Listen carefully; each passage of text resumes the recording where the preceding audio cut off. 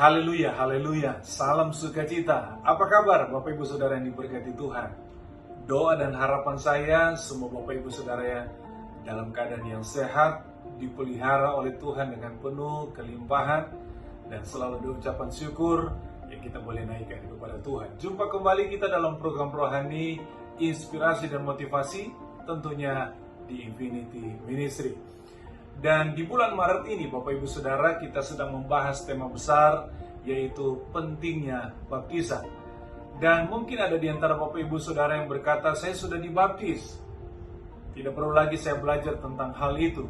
Tetapi di sisi yang lain mungkin ada Bapak Ibu Saudara yang rindu untuk melakukan hal itu dan masih mempelajari apa pentingnya, apa tujuannya, dan apa kira-kira akibat yang baik kita dapat nikmati ketika kita melakukan baptisan air. Nah Bapak Ibu Saudara, selama 1 bulan ini kita akan membahas akan hal itu. Kiranya setiap pembahasan, pembelajaran kita dengan kebenaran firman Tuhan semakin menguatkan kita, meneguhkan kita, betapa ketika kita melakukan baptisan air, itu mendatangkan sesuatu yang luar biasa dalam hidup kita. Kita diberkati dan tentunya kita sedang mempermuliakan Tuhan. Bapak Ibu Saudara yang diberkati Tuhan, kita melihat satu tulisan dalam kebenaran firman Allah, Matius pasal yang ketiga, ayat yang ke-13 sampai 17 berkata demikian. Maka datanglah Yesus dari Galilea ke Yordan kepada Yohanes untuk dibaptis olehnya. Tetapi Yohanes mencegah dia, katanya, akulah yang perlu dibaptis olehmu dan engkau yang datang kepadaku. Lalu Yesus menjawab, katanya kepadanya, biarlah hal itu terjadi, karena demikianlah sepatutnya kita menggenapkan seluruh kehendak Allah. Dan Yohanes pun menurutinya. Sesudah dibaptis, Yesus segera keluar dari air, dan pada waktu itu juga langit terbuka dan ia melihat Roh Allah seperti burung merpati turun ke atasnya. Lalu terdengarlah suara dari sorga yang mengatakan, inilah anakku yang kukasihi, kepadanya lah aku berkenan. Nah saudara yang diberkati Tuhan, di ayat yang lain kita bisa pelajari betapa ketika kita melakukan baptisan air, kita mendapatkan sesuatu keuntungan yang besar. Saudara, kita akan melihat di dalam Kisah Para Rasul pasal yang kedua, sebelum kita membahas ayat-ayat yang sudah kita bahas tadi atau kita baca tadi. Kisah pasal yang kedua, ayat yang ke-38.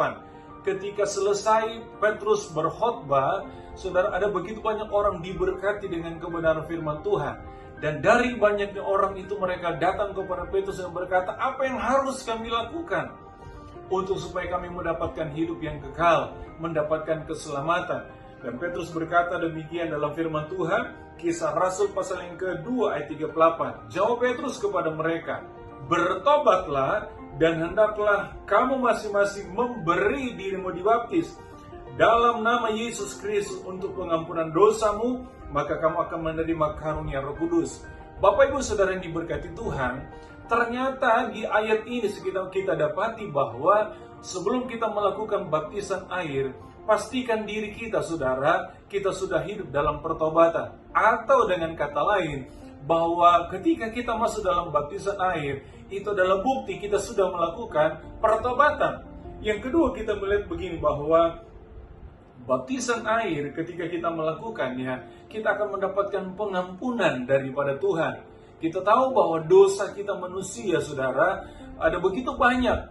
Ya, bahkan kita tahu bahwa tabiat kita, natur kita mewarisi natur dosa. Kecenderungan kita melakukan kejahatan.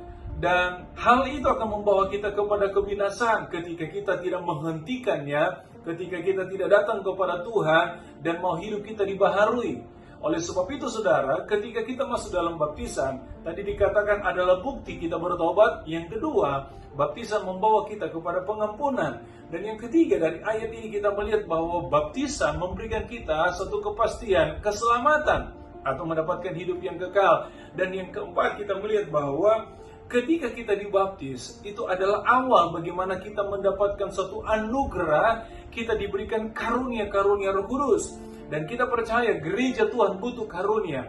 Gereja Tuhan dapat bergerak dan melakukan banyak hal yang bisa menjadi berkat dan memuliakan Tuhan ketika kita hidup dan menerima karunia-karunia daripada Tuhan. Nah, saudara yang diberkati Tuhan, mulai dari hal ini kita melihat betapa pentingnya baptisan air harus kita lakukan dalam hidup kita.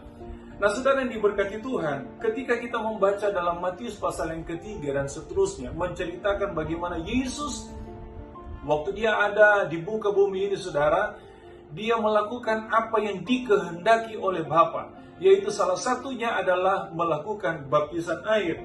Nah, saudara, dari ayat-ayat itu kita mendapatkan pengertian berkat lainnya dari arti baptisan, kenapa itu penting harus kita lakukan. Yang pertama, saudara yang dikasih Tuhan, baptisan adalah sebagai konfirmasi sorga. Ayat yang ke-15 dikatakan, biarlah hal itu terjadi, itu jawab Yesus.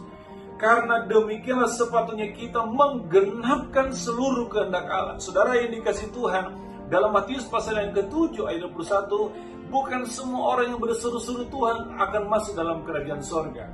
Bagi dialah yang melakukan kehendak Bapa.